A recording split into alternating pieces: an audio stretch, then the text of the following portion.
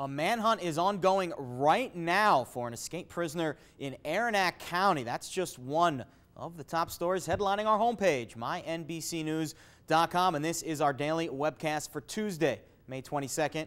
I'm Jared Smith.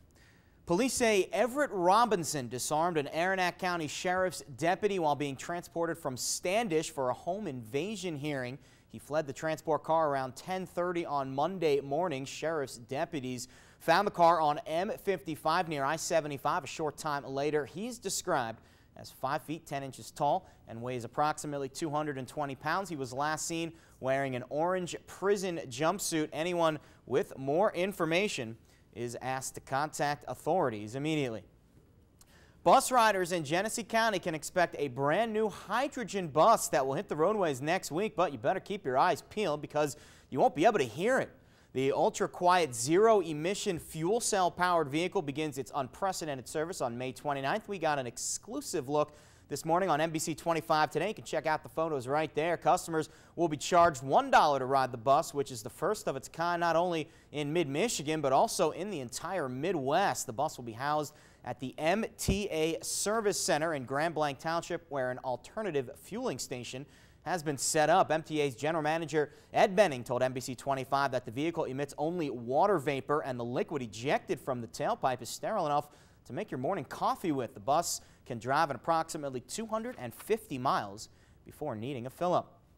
Staying on the roadways, law enforcement agencies kicked off a 2-week seatbelt enforcement campaign on Monday, popularly dubbed Click It or Ticket. The kickoff event was held yesterday inside the Sloan Museum in Flint, Michigan.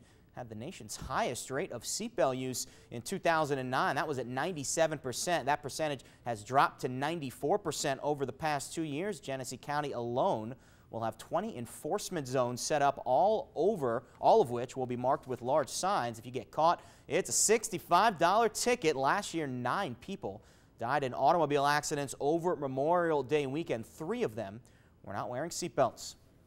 In Saginaw, sweeping cuts have been proposed to public safety as a budget for next year was passed last night. 21 public safety positions will be eliminated from the budget beginning July 1st. 10 are police officers and 7 are firefighters. But there is some good news. The city has replaced officers who have left or retired in the last year, so the current number of police officers will remain at 96 and won't be reduced. Also, the 7 eliminated fire positions will likely be funded by a federal grant.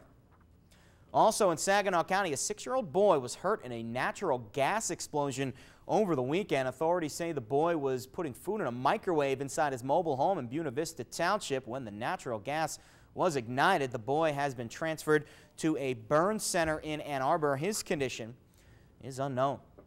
Meanwhile, in Flint, the embattled Smith Village project has hit another snag. Residents who are waiting to get into their home staged a protest on Monday. Emergency manager Mike Brown has changed the contractor for the second time in less than a year. Residents are worried this developer change will further delay the project. The developer that was replaced yesterday is planning to address the public during a news conference today. So stay with us here on NBC25 for updates on this developing story. In sports, the Powers Catholic girls soccer team was going for a perfect record on Monday, and the Big 9 standing in their way, however, was the Flushing Raiders. Let's go to Mount Morris Township. First half, Powers' Maddie Reynolds stripped of the ball from the Flushing midfielder. She dumps it into the offensive zone to start the attack. As you can see, Powers starting to generate some offense there. No goal there, though. Later on, Morgan McCurchie centers it in front of the Mount Morris goalkeeper, and there's Reynolds again all over the field. Her shot is just off the mark. Still in the first half, Amanda Bunbar would not be denied for Powers. She puts it in the back of the net. McCurchie adds another tally later. Chargers win it 2-0. They remain perfect and win the Big 9 conference, so congratulations to them.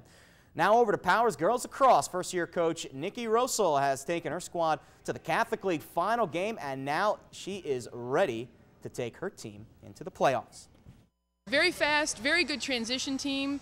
They're passing the ball along the field versus running and gunning it all the way down, and very, very strong on defense this year. We're not the fastest team, but we move the ball well.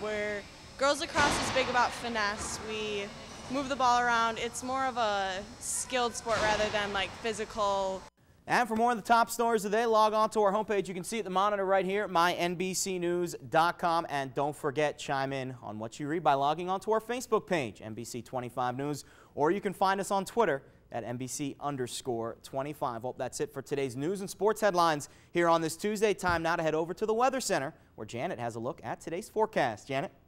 Thanks, Jared. Another beautiful sunny day today. Temperatures only topping out around 70 degrees, falling down to around 46 for a low tonight. So a bit cooler. That northerly breeze will taper down tonight, pretty calm, and tomorrow will bring warmer temperatures back to around high 77.